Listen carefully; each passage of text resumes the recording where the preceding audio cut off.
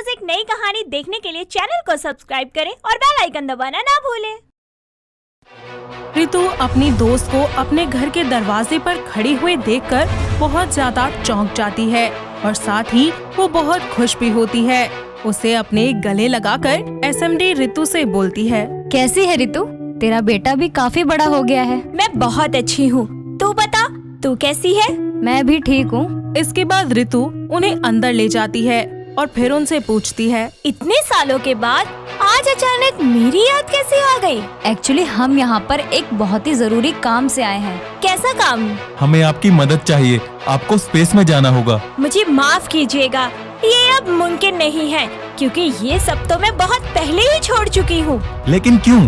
आप पहले भी तो स्पेस में गई हैं। जी देखिए, वो पहले की बात थी और अब वक्त और हालात दोनों ही बदल चुके हैं। कुछ नहीं बदला है रितु, सभी की जिंदगी में उतार चढ़ाव आते रहते हैं और ये तो हम पर निर्भर करता है कि हम उन हालात में अपने आप को और अपनी सिचुएशन को कैसे डील करते हैं। बस तुमने अपने दिमाग में एक इमेज बना ली है और कुछ नहीं। प्लीज मुझे फोर्स मत कीजिए। देखिए, हम आपको फोर्स नहीं करते। अगर वो लाइफ सपोर्ट सिस्टम कोई और ठीक कर सकता तो, लेकिन आपने इस तरीके से उसे डिजाइन किया है कि कोई और उसे ठीक ही नहीं कर सकता। I am really sorry sir, लेकिन सच में मैं आपकी कोई मदद नहीं कर पाऊंगी। लेकिन क्यों? आप इतनी इंटेलिजेंट होकर ऐसी बातें कर रही हैं।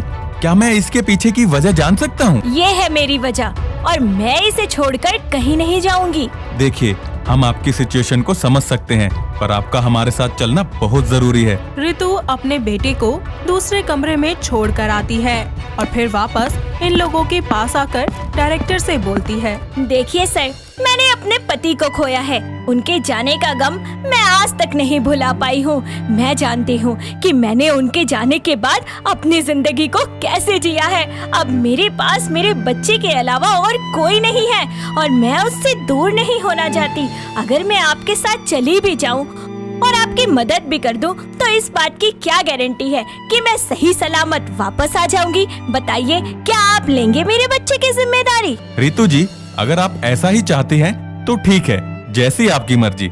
पर अगर आप हमारे साथ चलती तो हमें बहुत खुशी होती। आई एम सॉरी, लेकिन अगर मैं जा सकती तो आपके साथ जरूर जाती। वो लोग बातें कर ही रहे होते हैं कि तभी डायरेक्टर के पास हेडक्वार्टर से उनके एक एस्ट्रोनॉमर का फोन आता है और वो अपना फोन उठाकर बोलते हैं, yes. Hello sir, what's the status? क्या बताऊं, मैंने उन्हें हर उस मुमकिन जगह ढूंढा जहां उन्हें ढूंढ सकता था, लेकिन उन्हें ढूंढने में नाकाम रहा।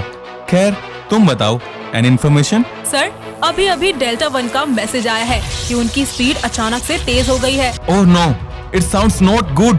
हम अभी निकल रहे हैं यहाँ से।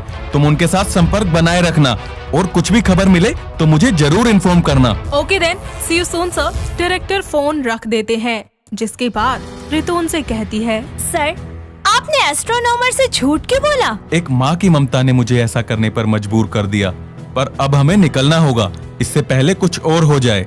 वो लोग बहुत ज्यादा स्पीड से आगे बढ़ रहे हैं। डायरेक्टर और एसएमडी वहाँ से जाने लगते हैं। जाते जाते वो रितु के पास टेबल पर एक एनवलप रख देते हैं और साथ ही उससे बोलते हैं, इस एनवलप में फ्लाइट की टिकट्स है। अगर आपका मन बदल जाए तो आपका तहे दिल से स्वागत है, वरना कोई बात नहीं। अच्छा रितु, तो हम चलते हैं और हाँ, एक बार अच्छे से सोच लेना क्योंकि ये किसी की जिंदगी और देश की इज्जत का सवाल है। प्लीज यार, अगर तेरा थोड़ा सा भी मन बदले तो मुझे कॉल कर देना। ठीक है, अपना ख्याल रखना और ध्यान से जाना। इतना कहकर डायरेक्टर और एसएमडी वहाँ से चले जाते हैं। रितु उस टिकट की तरफ देखकर थोड़ा परेशान होने लगती है कि तभी उसका बेटा उसके पास आता है और वो उसे अपने गले से लगा लेती है। ऐसे में उसका बेटा उससे बोलता है, मम्मा, वो अंकल कौन थे? कोई नहीं बेटा, बस तुम्हारी मम्मा के पुराने दोस्त थे। तो मम्मा, वो आपको आसमान में ले जाने के लिए आए थे? हाँ मेरा बच्चा, वो मुझे लेने आए थे, लेकिन मम्मा ने मना कर दिया क्योंकि मम्मा तो आपके साथ रहेंगी। तो वो जो आसमान में लोग हैं, वो भी हमें छोड़कर चले जाएंगे जैसे पापा गए थे? आप ये सब मत सोचो। आपको भूख लगी होगी ना, मैं आपके लिए मैगी बना दूं? आपको उनके साथ जाना चाहिए था मम्मा। आप इतने समझदार कब हो गए? चलो, अब आप ये मत सोचो और जल्दी से पढ़ाई करो। रितु अपने बेटे, एसएमडी और डायरेक्टर की बातों के बारे में सोचने लगती है और खुद से कहती है, मैं इतनी खुदगर्ज कैसे हो सकती हूँ? मैं उन लोगों के बारे में और अपने देश की इज्जत के बारे में नहीं सोच रही। अगर वो डिजाइन मैंने बनाया है तो उसे ठीक करने का कर्तव्य भी तो मेरा ही है ना। नहीं, मैं उन लोगों की जान पर कोई आँच नहीं आने दूंगी। मैं जाऊंगी उनके साथ और उनकी मदद भी करूंगी ताकि मेरे देश की इज्जत हमेशा सलामत रहे। रितु जल्दी से एसएमडी को फोन करती है और एसएमडी फोन उठाकर कहती है, हेलो।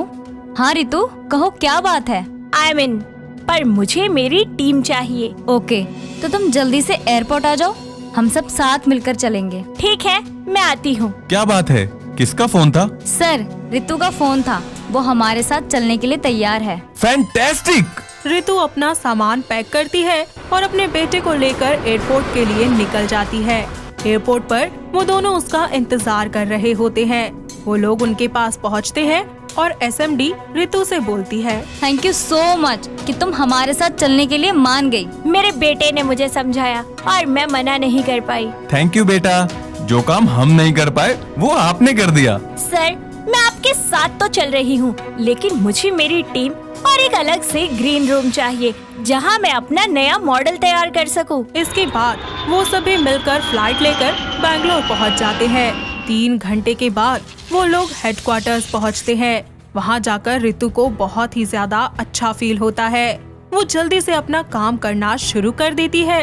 तेजी से वक्त कम होता जाता है और रितु डायरेक्टर से बोलती है, एंड सर, क्या आप एक बार मेरी उन लोगों से बात करवा सकते हैं? या व्हाई नॉट, अभी करवाता हूँ। डायरेक्टर डेल्टा 1 से टेलीफोनिक कनेक्शन करने के बाद रितु के बाद उनसे करवाते हैं। Delta 1, alpha Ritu here. Hello ma'am, तो क्या आप ही हैं वो जिसने डिजाइन बनाया था? जी हाँ, मैं ही हूँ और मैं ही आपको नया मॉड्यूल भी देने आ रही हूँ। ओके मैम, जल्दी करिएगा। रितु अपना मॉड्यूल तैयार करने में लगी होती है। पूरे 3 घंटे बीत जाते हैं और वो एक नया मॉड्यूल तैयार कर देती है। साथ ही साथ उसके जाने का भी मैनेजमेंट पूरे जोरों शोरों पर होता है। अब उसके उड़ान भरने में सिर्फ और सिर्फ 2 घंटे ही रह जाते हैं। इतने में वो अपने बेटे को जी भर के प्यार कर लेती है।